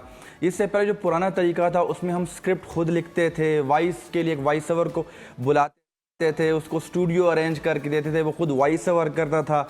उसके बाद एडिटर बैठ के उसको घंटों लगा के एडिट करता था, फिर एक बंदा उसके लिए थंबनेल बनाता था। लेकिन अभी जो हम YouTube ऑटोमेशन कर रहे हैं उसमें हमें इन सब की ज़रूरत नहीं है। ये सब कुछ हमारे लिए AI करेगा। हमने एक टॉपिक चूज करना है, वो चैट GPT को देना है, चैट GPT उसके लिए स्क्रिप्ट लिख देगा, उसी स्क्रिप्ट को आपने कॉपी करना है और AI टूल को देना है, वो उसकी वॉइस जनरेट कर देगा। उसी स्क्रिप्ट को कॉपी करके आपने AI टूल को देना है, वो आपको वीडियो बना देगा। उसी स्क्रिप्ट को कॉपी करके चैट GPT को देना है, वो आपको प्रॉम्प्ट देगा। उसको उठा के आपने चैट GPT को बोलना है मुझे थंबनेल बना दो, वो भी बना देगा। आप उसको बोलो मुझे इसकी SEO कर दो, वो आपको SEO भी कर देगा। सिर्फ अपलोड आपने खुद करना है। अच्छा, ये बताइए सैफ, जिस तरह आप बता रहे हैं ये तो बहुत ही आसान अंदाज में बताया, लेकिन बहुत सारे लोग जो इसको करना चाहते हैं डेफिनेटली वो समझ नहीं पाए होंगे कि किस तरह किया जाए। मैं चाहूँगी मज़ीद थोड़ा सा इन डिटेल बताइए कि यूट्यूब ऑटोमेशन के ज़रिए हम किस तरह जल्दी से वीडियो बना सकते हैं, वो कौन से स्टेप्स हैं जो अभी आपने स्टेप्स बताए हैं, थोड़ा सा इन डिटेल बताइए हमें, कौन कौन से टूल्स हैं जो इस्तेमाल होंगे। अगर मैं आपको डिटेल में बताऊं तो YouTube ऑटोमेशन के लिए हमें बहुत सारे ऐसे टूल्स चाहिए जो मार्केट में बहुत महंगे हैं, लेकिन पाकिस्तान में आपको सस्ते दामों भी मिल सकते हैं, जिसमें चैट GPT है। चैट GPT अगर आपके पास पेड वर्जन है तो बहुत अच्छी बात है। उसमें आपने सिर्फ जाके, आप लिखें भी मत। अगर आप कहते हैं कि मैं लिख नहीं सकता, मुझे इंग्लिश नहीं आती, वो चैट GPT में ऑडियो का बटन होता है। आप ऑडियो के बटन पे क्लिक करें, वहाँ पे आप उर्दू में बोलें, पंजाबी में बोलें, पश्तो में बोलें, उसको बोलें कि मुझे इस टॉपिक पर वीडियो बनानी है, मुझे इसके लिए स्क्रिप्ट लिख दो, वो आपको उसके लिए स्क्रिप्ट लिख देगा। फिर आप उसको थोड़ा डिटेल में चले जाएं, उसको बोलें कि मुझे एक स्क्रिप्ट लिखवानी है जिसका टॉपिक ये है, ये इतने वर्ड्स की होनी चाहिए, इसके लिए मुझे आउटलाइंस बना दो, मुझे इसके लिए डिफरेंट चीज़ें कर दो। वो आपको सारी चीज़ें कर देगा जो जो आप उसको बोलेंगे। लेकिन पहले आपको ये पता होना चाहिए कि एक अच्छी स्क्रिप्ट क्या होती है, एक अच्छी स्क्रिप्ट की निशानी क्या होती है, पहले ये सीखना होगा। अगर आपको सेंस ही नहीं है कि अच्छी स्क्रिप्ट कैसी होती है, तो फिर आप जो भी जनरेट करवाएंगे वो आपके लिए तो बेस्ट होगा, लेकिन ऑडियंस के लिए बेस्ट नहीं होगा। ऑडियंस उसको पसंद नहीं करेगी, वो वीडियो देखेगी नहीं। जब वीडियो उसको देखा नहीं जाएगा, लंबा नहीं देखा जाएगा, एंड तक नहीं देखा जाएगा, तो यूट्यूब उसको प्रमोट नहीं करेगा। तो ये सेंस आपको होनी चाहिए कि एक अच्छी स्क्रिप्ट क्या होती है। इस तरह से आप चैट जीपीटी से एक अच्छी स्क्रिप्ट लिखवा सकते हैं। लिखवाने के बाद आपने सिंपल करना है, हमारे पास बहुत सारे एआई टूल्स हैं जिसमें वेलसेट लैब है, मर्फ एआई है, 11 लैब है। ये सारे आपको मार्केट में इजीली सस्ते दामों मिल जाते हैं, वरना आप इनको अपनी ऑफिशियल वेबसाइट से भी बाय कर सकते हैं। जाना है, उनको ओपन करना है, सिर्फ कॉपी करके आपने वहां पे पेस्ट करना है और आपने कोई एक बंदा चूज कर लेना जिसकी आपको आवाज, जिस आवाज में आपको जनरेट करना है। वहां पे मेल्स, फीमेल्स, डिफरेंट लोगों की वॉइसेस होती हैं, यूएस का एक्सेंट होता है, फ्रेंच एक्सेंट होता है। जिस एक्सेंट में आपने करवाना है वहां पे आप सेटिंग में चूज करेंगे और आपने जनरेट पे क्लिक कर देना है, आपके पास वॉइस जनरेट हो जाती है। अच्छा, अभी आप वीडियो एआई से भी जनरेट कर सकते हैं। ये जरूरी नहीं है कि आप लोग एआई से ही सारी वीडियोस करें, आपने मैनुअली भी कर सकते हैं। आपने क्या करना है कि आपने अगर एआई से करनी है तो हमारे पास बहुत सारे टूल हैं, जिसमें एक है इन वीडियो एआई। इन वीडियो में जाके आपने अपनी स्क्रिप्ट को पेस्ट करना है, वो आपको एक अच्छी सी वीडियो जनरेट कर देगा। लेकिन मैं आपको जरा सा यहाँ पे रोकूंगा अगर आप नए हैं, क्योंकि इस वक्त YouTube मांगता है एंगेजमेंट। अगर आपकी वीडियोस पे एंगेजमेंट नहीं है, आपकी वीडियोस नहीं देखी जा रही, तो आप जो भी कर लें, जितने भी वीडियोस डाल लें, YouTube उनको प्रमोट नहीं करेगा। YouTube आपसे एसईओ नहीं मांगता, YouTube आपसे कुछ भी नहीं मांगता। YouTube आपसे मांगता है क्वालिटी कंटेंट। अगर आपका ऐसा कंटेंट है कि ऑडियंस देख रहे शुरू करे और उसको एंड तक लेके जाए, एटलीस्ट 60% देखे, तब जाके YouTube उसको प्रमोट करता है। अदरवाइज उठाकर उसको कचरे के डब्बे में डाल देता है और आप कहते हैं हमारे व्यूज नहीं आ रहे, व्यूज नहीं आ रहे। तो इसलिए आप उसको मैनुअली अगर उसको एडिट करेंगे तो अच्छी वीडियो बनेगी, ऐसी बनेगी जो एंगेजमेंट वाली होगी, ऐसी वीडियो बनेगी जो ऑडियंस देखना पसंद करेगी। क्योंकि इंसान को जो सेंस है अगली ऑडियंस को इंस्पायर करने का, वो शायद अभी तक एआई में नहीं आया, आगे आ जाएगा। लेकिन अगर आप मैनुअली करेंगे बहुत अच्छी बात है, वरना आप एआई से भी कर सकते हैं। जो बिल्कुल ठीक है सैफ, अब हमें ये बता दें क्या YouTube ऑटोमेशन चैनल मोनेटाइज हो जाता है, और एक नए चैनल को मोनेटाइज होने में कितना अरसा दरकार होता है, और इस दौरान किन बातों का खास ख्याल रखना जरूरी है? अच्छा जी, सबसे पहली बात, स्टार्ट में जब एआई आया तो ये एक मिथ चली कि एआई मोनेटाइज नहीं होगा, एआई मोनेटाइज नहीं होगा, जिसकी वजह से हमारी बहुत सी ऑडियंस पीछे रह गई। उन्होंने उस बातों को सीरियस ले लिया। हमारे यहाँ तो कोई बात गर्दिश करती है तो इस तरह फैलती है जिस तरह सवाब की नियत से फैल जाती है जंगल में। तो मैं अगर आपको बात तो इसलिए मैं आपको ये रिकमेंड करूंगा सबको कि भाई एआई मोनेटाइज भी होता है और ऊपर से YouTube भी इसको प्रमोट करता है। जैसे अगर आप YouTube शॉर्ट्स पे चले जाएं, हमारे बच्चे आजकल वो एआई की वीडियोस देख रहे हैं, कभी वो शीप्स चल रही हैं, बच्चे टमाटर के साथ खेल रहे हैं, छोटे छोटे बच्चे जो हैं वो जनरेट किए गए हैं एआई से, वो इतनी वायरल हो रही हैं वीडियोस, और YouTube खुद कह रहे हैं कि हम एआई वीडियोस को प्रमोट कर रहे हैं। तो भाई आपको ये घबराने की जरूरत नहीं है कि एआई मोनेटाइज होगा या नहीं होगा, बिल्कुल मोनेटाइज होगा। और अगर आपकी ये चीजें जो मैंने आपको बताई हैं, आपने अच्छी स्क्रिप्ट, वॉइस, वीडियो है, थंबनेल है, तो आपका चैनल पहले महीने में अर्निंग भी बनाएगा और मोनेटाइज भी होगा। अच्छा, ये भी बता दीजिए सैफ, कुछ स्पेसिफिक क्राइटेरियाज होते हैं, टेक्निकलिटीज़ होती है जिस पर ख़ास तवज्जो देने की ज़रूरत होती है जब भी आप ऑटोमेशन की बात करते हैं या यूट्यूब पे अच्छी वीडियोस के अच्छे व्यूज़ की बात करते हैं, तो वो कौन सी चीज़ें हैं कि अगर उनमें गलतियां ना की जाएं तो वीडियो बहुत अच्छा काम कर सकते हैं? और सेकेंडली, इस फील्ड में कामयाबी के लिए किन चीज़ों पर ख़ास तवज्जो भी देने की हमें ज़रूरत है, वो भी बताइएगा। अच्छा, हमारे लोग जो ऐसे हैं वो इसलिए कामयाब नहीं होते, ये चाहते हैं कि अगला बंदा आए, हमारा हाथ पकड़े और हमें नवाला मुंह में खिलाए। ठीक है। अच्छा। तो ये पॉसिबल नहीं है। अगर आपने कामयाब होना है तो पहली बात ये है कि आपको, अगर एक बंदा, मैंने आपको एक चीज बताई, आपने जाके रिसर्च करनी है और उस पर कंसिस्टेंट वर्क काम करना है। शायद आप 1 महीने बाद कामयाब हो, आपकी दूसरा बंदा 10 दिन में हो जाए, शायद आप 3 महीनों में कामयाब हो, अगला बंदा 5 दिन में हो जाए। तो ये ज़रूरी नहीं है कि आप पहले दिन ही कामयाब होंगे, शायद आपको टाइम लग जाए। लेकिन इस वक्त बहुत अपॉर्चुनिटीज़ हैं यूट्यूब में कामयाब होने की, क्योंकि यूट्यूब खुद प्रमोट कर रहा है। लोग क्या कर रहे हैं कि आप स्लीपिंग स्टोरीज ले लें। अब अंग्रेज लोग हैं, वो सोने से पहले स्लीपिंग स्टोरीज लगा लेते हैं। अब वो स्लीपिंग स्टोरीज क्या होती हैं, 2-2 घंटे 3-3 घंटों की, उसमें आपको एडिटिंग की जरूरत ही नहीं पड़ती। आपने AI से एक पिक्चर जनरेट करनी है, ऊपर सबटाइटल लगा के वो पूरी 3 घंटे की वीडियो में एक पिक्चर लगा देनी है।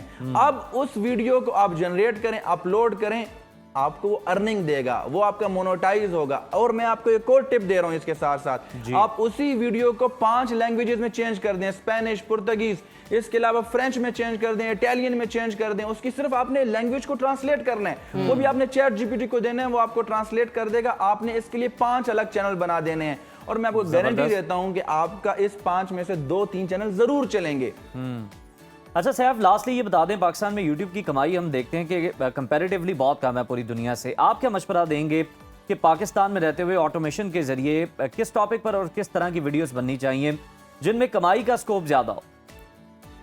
अच्छा जी, मैं पिछले 10 साल से YouTube पे काम कर रहा हूँ, लेकिन YouTube ऑटोमेशन में मैं पिछले 2.5 साल से काम कर रहा हूँ। ये बात याद रखें। 10 साल पहले जो मैंने YouTube स्टार्ट की थी, वो पाकिस्तानी YouTube थी, वो सिंपल YouTube थी, जिससे मेरे बहुत बड़े बड़े चैनल से, अल्हम्दुलिल्लाह बहुत बड़े बड़े चैनल थे, पाकिस्तान के टॉप चैनल में उनका शुमार होता था। मिलियन ऑफ सब्सक्राइबर थे मेरे पास, 10 सिल्वर प्ले बटन है और 4 गोल्ड प्ले बटन है। लेकिन जब से मैंने YouTube ऑटोमेशन स्टार्ट किया, मेरी ऑडियंस US की होती है, मुझे RPM अच्छा मिलता है। मैं आपको रिकमेंड करूंगा कि आपने पाकिस्तानी ऑडियंस पे काम नहीं करना YouTube ऑटोमेशन में, आपकी ऑडियंस US होनी चाहिए। ये कंफर्म है। पाकिस्तान एशियन कंटेंट पे काम नहीं करना। इसके लिए टॉपिक्स बहुत सारे हैं। आपने जस्ट चैट GPT को बोलना है कि मुझे US बेस्ड ऑडियंस के लिए 10 टॉपिक बता दें। वो आप जो भी टॉपिक बनाएं, आपकी अगर आवाज इंग्लिश की है तो वो ऑटोमेटिकली अंग्रेजों के पास जाएगी या वो प्रीमियम कंट्रीज के पास जाएगी। बिल्कुल ठीक है सैफ, आपने जो टिप है वो भी शेयर कर दी है हमारी ऑडियंस के साथ। बहुत शुक्रिया आपके वक्त का, और बड़े अच्छे आपने हमें समझाया कि यूट्यूब ऑटोमेशन है क्या और किस तरह से जो पाकिस्तानी है वो इससे कमाई कर सकते हैं। ये उनके लिए कमाई का एक अच्छा जरिया बन सकता है। आगे बढ़ते हैं नाजरीन। इस सरजमीन की बात करें तो ये शोहदा की मकरूज है। 1965 की जंग हो या फिर कारगिल का महाज, कौम के बहादुर सपूतों ने पाक धरती को हमेशा शादो आबाद रखा है। ऐसी ही एक मिसाल हवलदार लालक जान की है। कारगिल के महाज पर वतन अजीज के दिफा के लिए जान का नजराना पेश करने वाले हवलदार लालक जान शहीद निशान हैदर का 26वां यौम शहादत मनाया जा रहा है। गिलगित बल्तिस्तान के संगलाख वादियों से ताल्लुक रखने वाले लालक जान अपने खून से वतन से वफा की उन्होंने लाजवाल दास्तान रकम की। दुश्मन पर धाक बिठाने वाले हवलदार लालक जान गजर यासीन गिलगित में 1967 में पैदा हुए। 1984 में पाक फौज में शमूलियत इख्तियार की। 1999 में कारगिल के महाज पर जज्बा ईमान और गैरत से लबरेज हवलदार लालक जान ने खुद दरख्वास्त की इन्हें अगले मोर्चों में तैनात किया जाए, वो मोर्चे जहां से वापसी शायद मुमकिन ना हो, और फिर ऐसी दिलेरी से लड़े कि दुश्मन की सफ़ों में लर्जा तारी हो गया। जख्मी होने के बावजूद मोर्चे का दिफा किया और आखिरी सांस तक डटे रहे। आइए आपको रिपोर्ट दिखाते हैं इस पर। हवलदार लालक जान 1967 में आबाई गांव गिजर यासीन गिलगित में पैदा हुए। वादी गिजर, जिसे वादी शोहदा भी कहा जाता है। लालक जान 12 NLI के एक बेबाक, निडर और बहादुर सिपाही के तौर पर उभर कर सामने आए। मई 1999 में दुश्मन भारत एक बड़ी जारहाना कार्रवाई की मंसूबाबंदी कर रहा था। तब हवलदार लालक जान कंपनी हेडक्वार्टर में अपनी खिदमात सरंजाम दे रहे थे। हवलदार लालक जान ने जंग के अगले महाज पर लड़ने के लिए अपनी खिदमात रजाकाराना तौर पर पेश की। मुट्ठी भर साथियों के हमरा हवलदार लालक जान ने न सिर्फ अपनी पोस्ट का कामयाबी से दिफा किया, बल्कि दुश्मन के मुतादिद हमलों को नाकाम बनाकर उसे भारी जानी नुकसान भी पहुंचाया। 7 जुलाई को दुश्मन तमाम दिन हवलदार लालक जान की पोस्ट पर गोलों से आग बरसाता रहा और फिर उसी रात 3 मुख्तलिफ अतराफ से हमला भी कर दिया। इस हमले में हवलदार लालक जान शदीद जख्मी हो गए। तहम शदीद जख्मी होने के बावजूद आपने महाजे जंग से पीछे हटने से इनकार कर दिया। आपके जवाबी हमले में दुश्मन को भारी नुकसान के साथ मुंह की खाना पड़ी। बाद अज़ां हवलदार लालिक जान दिफाए वतन का अजीम फरीजा सरंजाम देते हुए जख्मों की ताब ना लाकर शहीद हो गए। उन्हें उनकी जुर्रत व बहादुरी के एतराफ में सबसे बड़े फौजी एजाज निशान हैदर से नवाजा गया। हवलदार लालिक जान ने कारगिल जंग में दुश्मन को ऐसी कारी जर्ब लगाई जिसे दुश्मन हमेशा याद रखेगा। कश्मीर की वादी गिजर, जिसे वादी शोहदा भी कहा जाता है, आज भी लालिक जान के कसीदों से गूंज रही है। गजाला नौरीन, सुनो न्यूज़, इस्लामाबाद। प्रोग्राम में अभी शामिल करते हैं एक break. Stay with us. Welcome back नाज़रीन। बरसात के दिनों में बारिशों के साथ साथ कीचड़, जरासीम, नमी, हब्स और पसीना मिलकर सबसे ज़्यादा नुकसान हमारी जल्द को पहुँचाते हैं। इस मौसम में खारिश के साथ साथ मुख्तलिफ इकसाम के फोड़े, फिंसियाँ, फंगस, एलर्जी और दीगर स्किन इन्फेक्शन हसास जल्द वाले अफराद को ख़ास तौर पर अपना निशाना बनाते हैं।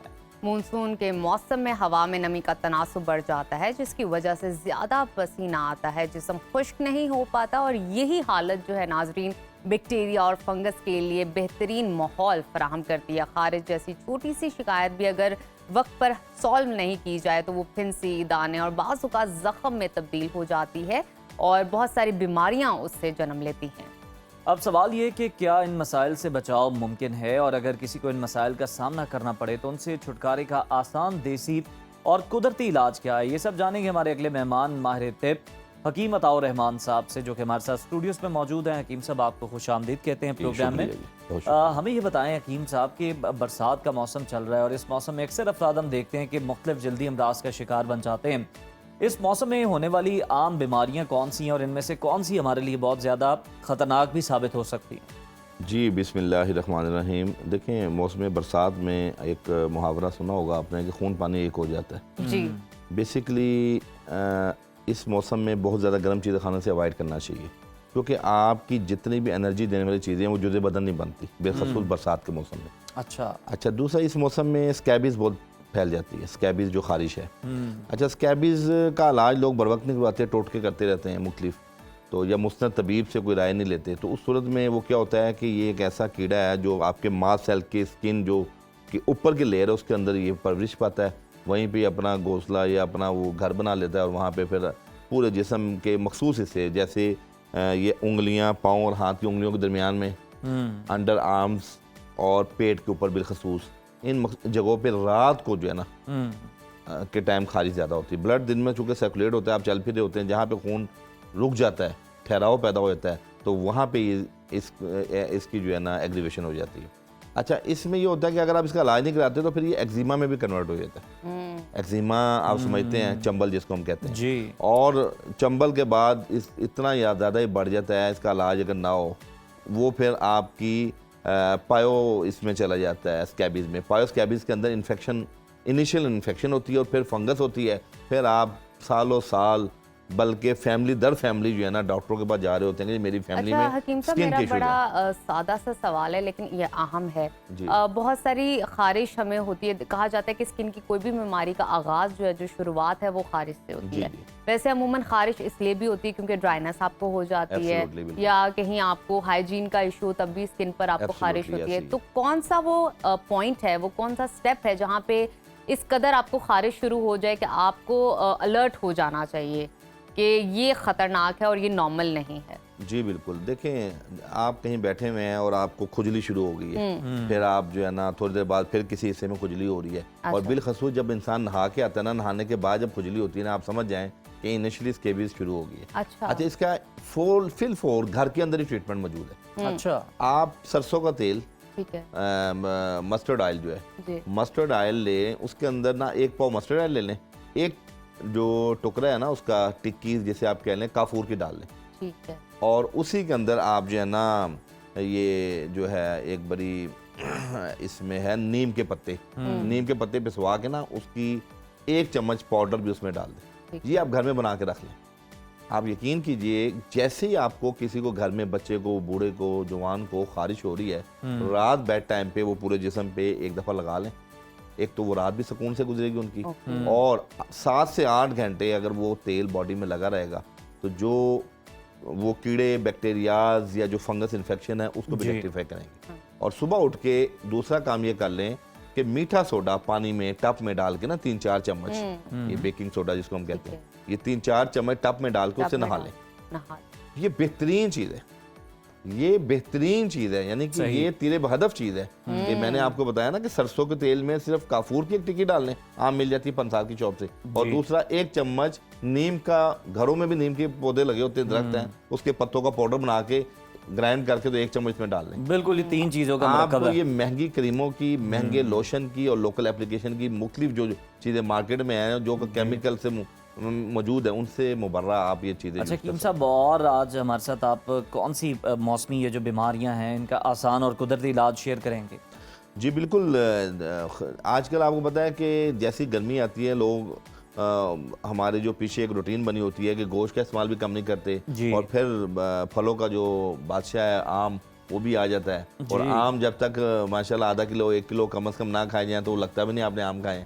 तो ये जो चीज़ें हैं ना, इसमें एतदाल बरतना बहुत ज़रूरी है। देखिए फल बाद का ऐसा बुरा नहीं होता, या फल की अफादियत ज़्यादा भी खा लें तो वो अल्लाह ने कुदरती तौर पे कंपनसेशन रखी होती है, लेकिन अब जो उसकी कल्टीवेशन, उसकी जो ग्रोथ, उसकी जो पैदावार हो रही है ना, उसके अंदर कुछ केमिकल्स, कुछ धाते, कुछ उसके अंदर वो ऐसी चीज़ें रख देते हैं जिससे उसकी तासीर में मज़ीद गर्माइश आ जाती है, वो केमिकल वाला फल बन जाता है। तो इसलिए कोई भी चीज़ उसको अच्छी तरह धो के इस्तेमाल किया जाए। पहले तो मैं ये कहता हूँ कि घर में जब फल आए उसको आधा 1 घंटा पानी में डुबो के रख दें, और उसका हल ये है कि थोड़ी सी फिटकरी उसमें डाल दें, ताकि उसके बैरूनी तौर पे जो भी उसके अंदर अगर कोई चीज़ रखी गई है या उसको कोई इंजेक्शन लगाया गया, वो डिटॉक्सीफाई हो जाए। बिल्कुल ठीक है।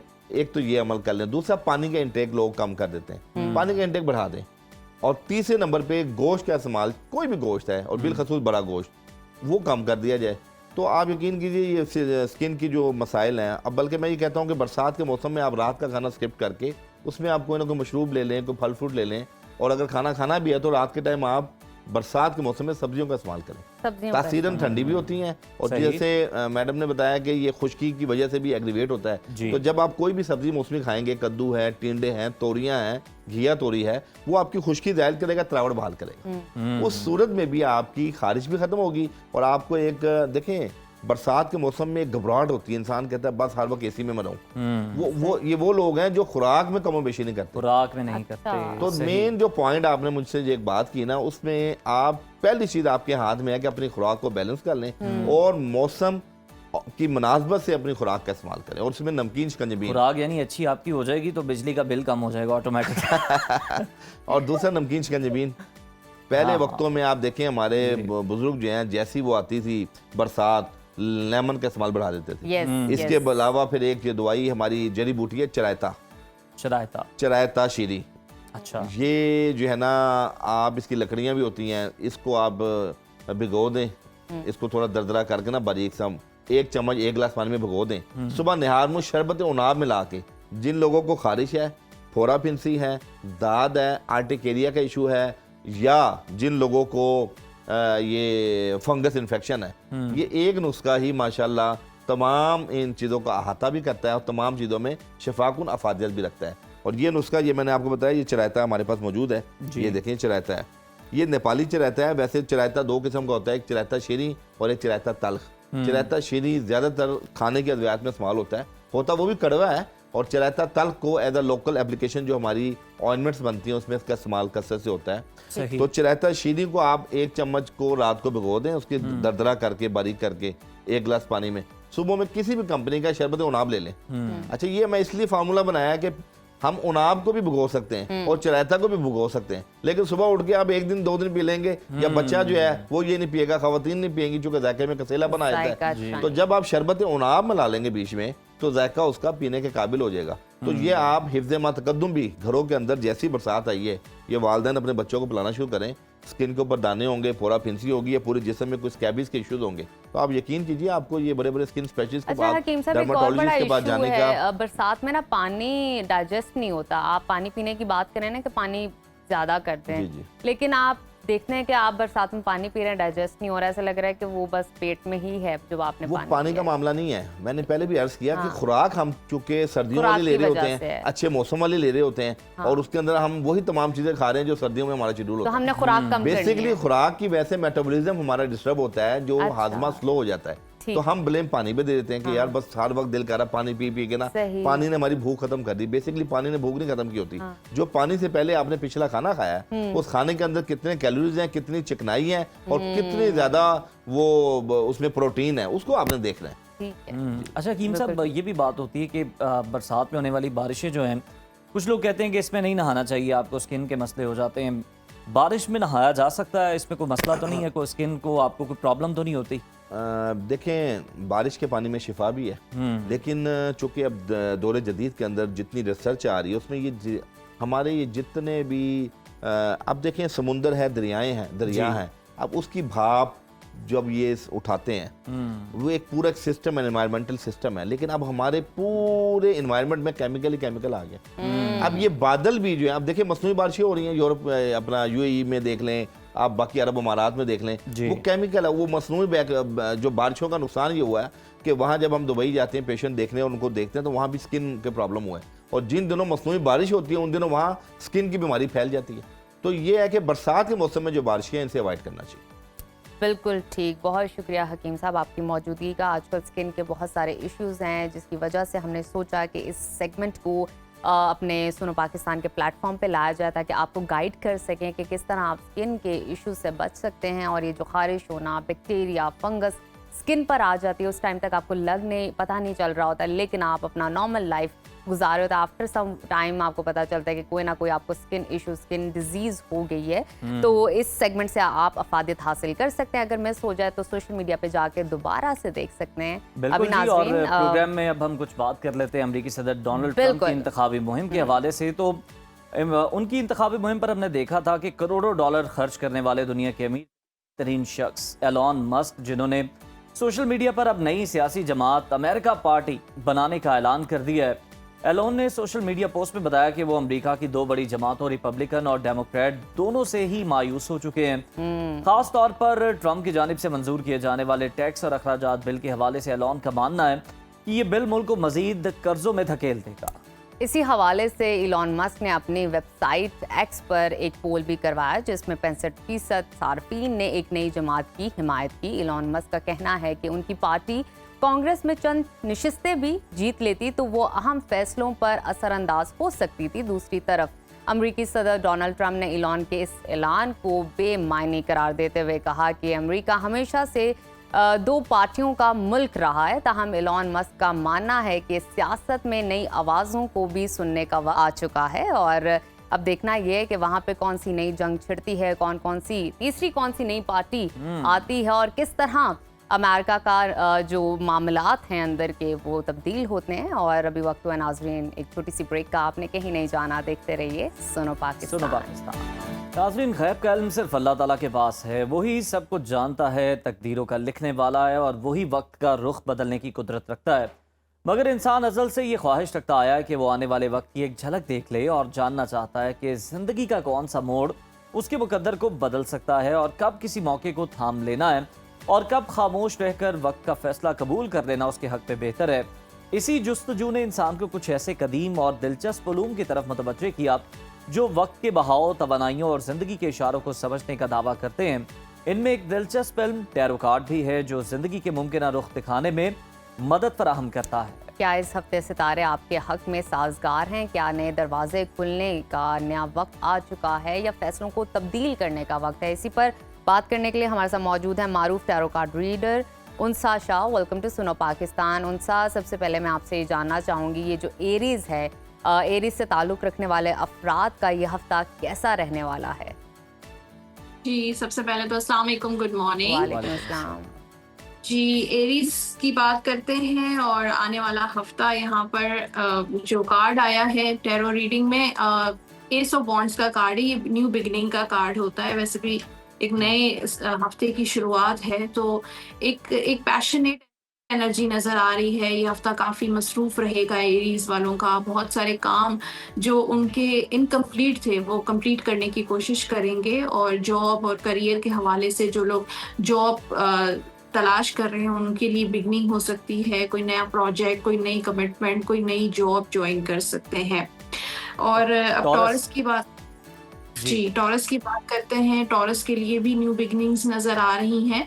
कोई नया काम शुरू होगा, शादी के रिश्ते में बन सकते हैं, लेकिन जहाँ पे तलवार आती है तो थोड़ा-सा डिफ़िकल्टीज़ और कॉम्प्लिकेशंस होती हैं। तो ये हफ़्ता थोड़ा मुश्किल हफ़्ता होगा, कामों में रुकावटें आ सकती हैं, डिलेज़ हो सकते हैं, लेकिन आप उस काम की शुरुआत कर लेंगे। हो सकता है कोई ऐसी जॉब, कोई ऐसा बिज़नेस जो आपके लिए बहुत टफ़ हो, या आपकी स्टडीज़ आपके लिए बहुत टफ़ हैं, या कहीं पे ट्रैवल पे जाना है लेकिन वो बहुत ज़्यादा आपके लिए मुश्किल सफ़र हो सकता है, या किसी अरेंज मैरिज, कोई ऐसी शादी जो आपकी मर्ज़ी से नहीं हो रही है, तो थोड़ा-सा हफ़्ता जो है वो आपके लिए कॉम्प्लिकेटेड हफ़्ता हो सकता है। जेमिनी की बात करते हैं, यहाँ पे नाइट ऑफ पेंटिकल्स का कार्ड है, तो मामलात आपके स्लो चल सकते हैं, लेकिन स्टेबिलिटी नज़र आ रही है। आपको बस थोड़ी एहतियात करनी है जेमिनी वालों को। कहीं पे अगर पैसे इन्वेस्ट कर रहे हैं, कहीं पे किसी को पैसे दे रहे हैं, किसी के साथ पार्टनरशिप कर रहे हैं, तो मेक श्योर करें कि वो जो है जगह पे ऑनेस्टी है और वहाँ पे आपको कोई नुकसान फ्यूचर में ना उठाना पड़े। तो फाइनेंसिस को और सेविंग ज़रूर करनी है जेमिनी को, पैसा खर्च होगा इस हफ्ते। फिर हम बात करते हैं कैंसर की, और कैंसर के लिए 8 ऑफ पेंटिकल्स। तो कैंसेरियन इस हफ्ते बहुत बिजी रहेंगे, चाहे वो एजुकेशन ले रहे हैं, स्टडी के लिहाज से, अपने बिजनेस के लिहाज से या जॉब के लिहाज से। उनकी डेडिकेशन और हार्ड वर्क नज़र आ रहा है। मुझे लगता है कि कैंसर जो है वो अपने आप को आगे इंडिपेंडेंट बनाते हुए नज़र आ रहे हैं, तो खूब मेहनत और जो है लगन के साथ काम करेंगे। हफ्ता उनका बहुत मसरूफ़ रहेगा। फाइनेंशियल स्टेबिलिटी की तरफ मुझे कैंसर जाता हुआ नज़र आ रहा है। फिर हम बात करते हैं लियो की। यहाँ पर ट्रैवल होगा इस हफ्ते, कोई शॉर्ट ट्रैवल हो सकता है, और जिन लोगों ने वीज़ा, इमिग्रेशन वगैरह अप्लाई की है उनके लिए मुझे चीज़ें, मामला जो है फेवरेबल होंगे। रिलेशनशिप में उनको कोई चीट कर सकता है, दोस्ती में कोई चीट कर सकता है। तो अगर किसी के साथ रिलेशन बना रहे हैं, शादी कर रहे हैं या दोस्ती कर रहे हैं, तो बहुत केयरफुली करें। कोई आपके साथ झूठ बोल रहा है या आपको चीट कर सकता है। फिर हम बात करते हैं वर्गों की, और यहाँ पर सेहत का बहुत ख्याल रखना है इस हफ्ते, और थोड़ा आराम करना है। बहुत सारे काम आपने किए, लेकिन कुछ वक्त आपने रेस्ट का ज़रूर निकालना है, और नींद जो है वो वर्गों को अच्छी लेनी है। ओवर थिंकिंग मुझे बहुत नजर आ रही है। किसी काम को लेकर सोच रहे हैं तो सोचते जा रहे हैं और अपने आप को बेआराम कर रहे हैं, क्योंकि ये हफ्ता थोड़ा सा स्लो चलेगा। वर्गों वालों का काम जो है वो थोड़ा सा डिले हो सकते हैं। कहीं से पैसे आने हैं तो डिले हो रहे हैं, सैलरी मिलनी है तो डिले हो सकती है, शादी का मसला भी डिले हो सकता है। तो थोड़ा सा पेशेंस के साथ काम लें। लिब्रा की बात करते हैं, यहाँ पेज ऑफ सोर्ड, तो कोई गुड न्यूज़ आ सकती है। जो लोग बे औलाद हैं तो बच्चे की पैदाइश आप हो सकती है। शादी को लेकर गुड न्यूज़ मिल सकती है। कोई पुराना दोस्त, उसके साथ आपका राब्ता हो सकता है, या पैसों से रिलेटेड कोई गुड न्यूज़, कहीं पैसे आपके फंसे हुए हैं तो वापस मिल जाएंगे। स्कॉर्पियो की बात करते हैं, क्वीन ऑफ सोर्ड्स का कार्ड है, तो स्कॉर्पियो बहुत प्रैक्टिकल फैसले लेगा, चाहे अपने करियर से रिलेटेड हो, चाहे अपनी पर्सनल लाइफ, मैरिड लाइफ से रिलेटेड हो। तो मुझे लगता है कि अब समझदारी आ गई है। जो बेवकूफ़ियाँ स्कॉर्पियो ने पहले की हैं वो अब दोबारा से वो रिपीट नहीं करेंगे, और जो भी मेजर कोई डिसीजन इस हफ्ते लेंगे, चाहे वो अपनी पर्सनल या फिर करियर से रिलेटेड, कोई जॉब से रिलेटेड कोई अहम फैसला हो सकता है। सेजिटेरियस की बात करते हैं, यहाँ पर विश कम ट्रू का कार्ड है, और यह हफ्ता हैप्पीनेस का कार्ड है। खुशियाँ मिलेंगी, दुआएं कबूल होंगी सेजिटेरियस की। शादी का हफ्ता भी हम इसको कह सकते हैं। मंगनी हो सकती है, किसी के साथ रियूनियन हो सकता है, जॉब आपको मिल सकती है, कारोबार में बरकत हो सकती है, मुनाफा मिल सकता है, सफ़र भी आपका हो सकता है। कैप्रिकॉन की बात करते हैं, या जजमेंट का कार्ड है, तो किसी पुराने दोस्त से मुलाकात हो सकती है, किसी पुराने दोस्त से कांटेक्ट हो सकता है। कोई पहले कोई जॉब करते थे वर्क प्लेस से दोबारा से आपको कोई पैगाम आ सकता है, कोई ऑफर आ सकती है। और थोड़ा सा कैप्रिकॉन वाले ट्रस्ट इश्यूज नज़र आ रहे हैं कि कोई भी काम करते हैं या किसी के साथ पार्टनरशिप करते हैं या शादी के हवाले से भी मुझे कैप्रिकॉन ट्रस्ट इश्यूज नज़र आ रहे हैं।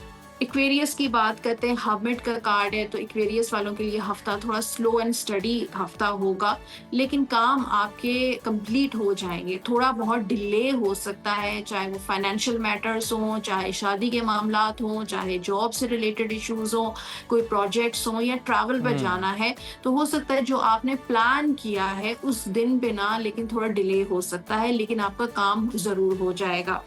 पाइसिस की बात करते हैं यहाँ पे, 3 ऑफ पेंटिकल्स, तो पाइसिस वैसे ही सोशली अपने आप को बहुत मसरूफ रखेंगे, लोगों के साथ मीटिंग्स नज़र आ रही हैं, ट्रैवल नज़र आ रहा है, लोगों के साथ ताल्लुकात जो है वो बनाते हुए नज़र आ रहे हैं। और नौकरी के हवाले से कोई जॉब इंटरव्यू आपका हो सकता है, जॉब हो सकती है, या फाइनेंशियली किसी फाइनेंशियल मैटर पे आपकी किसी के साथ मीटिंग्स हो सकती हैं। और यहाँ पर रिलेशनशिप में भी कोई रिश्ता आपका आ सकता है, कोई प्रपोजल आपको आ सकता है, या कोई डायरेक्ट आपको प्रपोज कर सकता है। बिल्कुल ठीक उनसा शाह, बहुत शुक्रिया आपकी मौजूदगी का। अब हमारे नाजरीन प्लस हम एक अच्छे फैसले ले सकते हैं, क्योंकि हमें इस वीक का आइडिया हो गया है कि हमारे स्टार्स किस तरफ जाने वाले हैं। तो नाजरीन मजीद आगे चलते एक अहम खबर से आपको आगाह करते हैं। गुज़िश्ता दिनों सोशल मीडिया पर एक वीडियो वायरल हुई, जिसमें इस्लामाबाद के खूबसूरत मार्गला हिल्स नेशनल पार्क के इलाके में एक नायाब हिरन को नहायत सफाकी से शिकार के बाद ज़िबा करते हुए दिखाया गया है।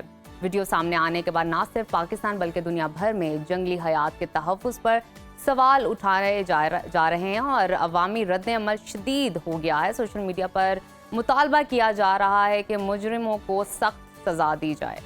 इस हवाले से ताज़ा इतलात ये कि वाक़े के खिलाफ महकमा वाइल्ड लाइफ की जानिब से मुकदमा दर्ज करा दिया गया है। दूसरी तरफ वफाकी वज़ीर बराए माहौलियाती तब्दीली मुसद्दिक मलिक ने भी वाक़े का नोटिस देते हुए ज़िम्मेदारों के खिलाफ फौरी कार्रवाई की हिदायत की है। इस तमाम वाक़े की तफसीलात जानते हैं, हमें ज्वाइन किया इस्लामाबाद से हमारे नुमाइंदे नईम जंजुआ ने। नईम, हमें ये बताइएगा कि ये वाक़या कब और कहाँ पेश आया, और क्या वाक़े की मज़ीद डिटेल सामने आ सकी हैं अब तक? जी बिल्कुल, पहले मैं आपको बता दूं कि मार्गला हिल्स जो है वो दुनिया भर में मशहूर है अपनी खूबसूरती के हिसाब से, और साथ साथ यहाँ पे जंगली हयात की एक बहुत बड़ी तादाद भी यहाँ पे मौजूद है। जिस तरह हिरन है, यहाँ पे लेपर्ड है, बंदरों की कई अक़साम यहाँ पे मौजूद हैं। ये जो हिरन जिसकी वीडियो वायरल हुई है, बार्किंग डियर इसको कहा जाता है, और ये प्रोटेक्टेड एनिमल कहलाता है, क्योंकि जो कंजर्वेशन एक्ट है वाइल्ड लाइफ का, उसके शेड्यूल 1 के तहत जो है इसको तहफ़्फ़ुज़ हासिल है, इसका शिकार नहीं किया जाता। वैसे तो इस्लामाबाद में शिकार बिल्कुल ममनू है, लेकिन ये जो बार्किंग डियर है इसका शिकार बिल्कुल ममनू है, इसको शिकार नहीं किया जा सकता।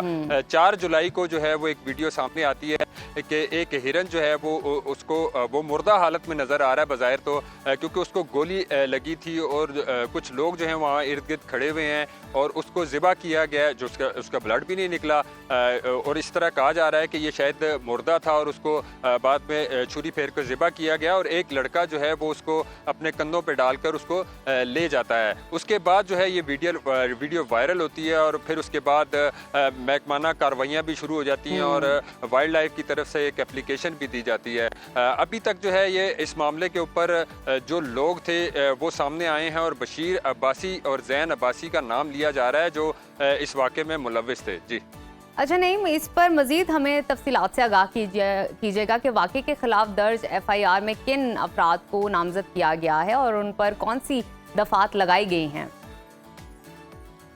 जी, जब ये वाक़या सामने आया तो जो डायरेक्टर हैं वाइल्ड लाइफ की, एडिशनल डायरेक्टर आयशा, उनकी मुद्दत में जो है वो एक एप्लीकेशन थाना कौसार में दी गई, और जो वाइल्ड लाइफ की जो दफ़ात हैं, जो नेचर कंजर्वेशन एक्ट है वाइल्ड लाइफ का, उसके तहत दरख्वास्त दी गई। 116A और 412A के तहत जो है ये दरख्वास्त दी गई, उस पर मुकदमा दर्ज किया गया। 116A और 412A जो है वो एक तो जो जंगली हयात है उनके शिकार के हवाले से दफात है, और साथ ही साथ जो अगर कोई मुर्दा जानवर पाया जाता है इस इलाके में, वो उसको भी उठा के लेके जाना, उसको चोरी कहलाता है। तो इन दफात के तहत जो है वो FIR दर्ज की गई है। चूँकि जो सामने वीडियो में नज़र आ रहे थे वो एक तो बशीर अब्बासी नाम का शख्स था जिसने उस हिरन की गर्दन के ऊपर छुरी फेरी, और दूसरा लड़का जैन था जो CDA के एहलकार भी बताए जा रहे हैं, और वीडियो में भी वो बता रहे हैं कि वो CDA के एहलकार हैं। और अगर देखा जाए तो जिस जगह पे मैं मौजूद हूँ यहाँ पे एक नाका मौजूद है जो ऊपर मारगला की तरफ पहाड़ियों की तरफ जाता है। पुलिस की तरफ से ये कहा जा रहा है कि FIR तो दे दी गई है लेकिन अभी तक कोई कार्रवाई नहीं की गई। वाइल्ड लाइफ से जब हमने इस हवाले से बात की है तो उन्होंने कहा कि जो है वो दर्ज कर ली गई है लेकिन अभी तक कोई कार्रवाई नहीं की गई। मुल्जिमान जो हैं वो अभी तक कानून की गिरफ्त से आज़ाद हैं और जंगली हयात का तहफ़्फ़ुज़ यकीनी बनाना सबकी जिम्मेदारी है। बहुत शुक्रिया नईम जंजुआ, आप इस वाक़े से मुतालिक हमें डिटेल्स फराहम कर रहे थे। तो नाज़रीन, ये था हमारा आज का प्रोग्राम। उम्मीद है आपको पसंद आया होगा। अपनी तजावीज़ और राय से मुतालिक हमें ज़रूर आगाह कीजिएगा। हमें इजाज़त दीजिए, कल दोबारा आपकी खिदमत में हाजिर होंगे। तब तक के लिए अल्लाह ने के पास।